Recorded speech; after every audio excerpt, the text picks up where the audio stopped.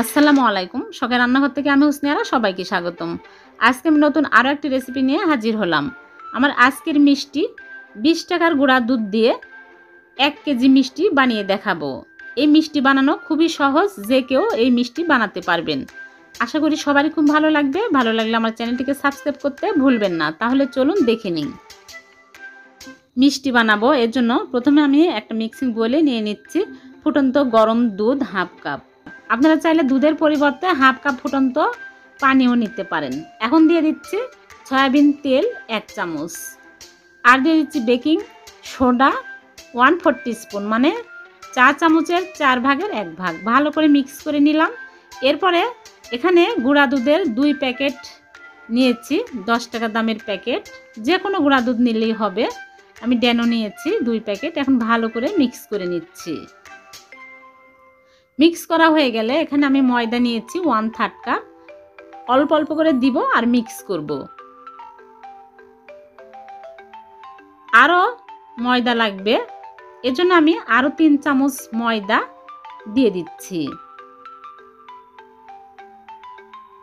দিয়ে ভালো করে হাত দিয়ে মিক্স করে নিচ্ছি। এই ডোটা একটু স্টিকি হবে। আরও 1 চামচ ময়দা দিয়ে দিলাম। দিয়ে ভালো করে মাখিয়ে ঢেকে রেখে দেব 5 মিনিট। আর সেই ফাঁকে আমি চিনির শিরা তৈরি করে নেব। চুলায় প্যানে দিয়ে দিলাম 1 কাপ চিনি, আর পানি দিয়ে দিচ্ছি 1 কাপের চেয়ে একটু বেশি। 3টা এলাচ মুখ ফাটিয়ে দিয়ে দিচ্ছি। এখন চিনি গলে ভালোভাবে বলক আসা পর্যন্ত অপেক্ষা করব। 1 তার 2 তারের প্রয়োজন নাই, ভালোভাবে বলক উঠে আসছে। এখন আমি চুলা থেকে নামিয়ে ঢেকে এক সাইডে রেখে দেব। ফিরে আসলাম 5 মিনিট পর। এখন আমি ঢাকনা খুলে মিষ্টিগুলো বানিয়ে নেব। হাতে ঘি লাগিয়ে অল্প অল্প করে নিয়ে ছোট ছোট করে গোল করে শেপ দিয়ে নিচ্ছি। আপনারা চাইলে বড় বড় করতে পারেন, লম্বাও করতে পারেন। একটু শেপটা ভালো করে দিতে হবে। এরকম করে সবগুলো মিষ্টি আমি বানিয়ে নেব।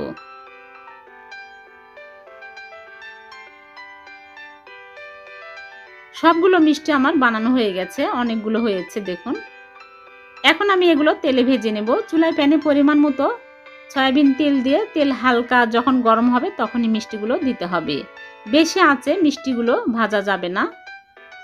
চুলার আঁচ একদম লো আঁচে করে নেড়ে চেড়ে মিষ্টিগুলো ভেজে নিচ্ছি।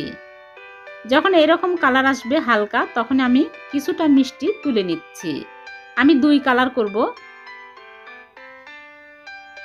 আর বাদ বাকিগুলো আমি অনবরত নেড়ে চেড়ে আরেকটু কালার করব।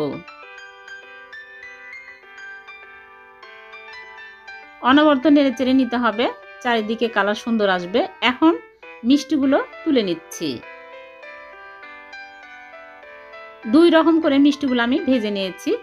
এখন আমি সাথে সাথেই এই মিষ্টিগুলো ঠান্ডা শিরার মধ্যে দিয়ে দিচ্ছি।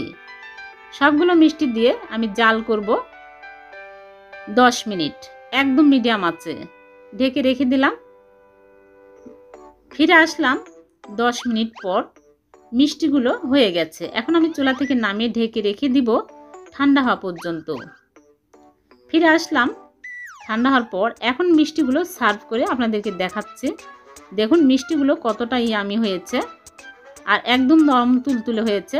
একটা মিষ্টি আমি কেটে দেখাচ্ছি, দেখুন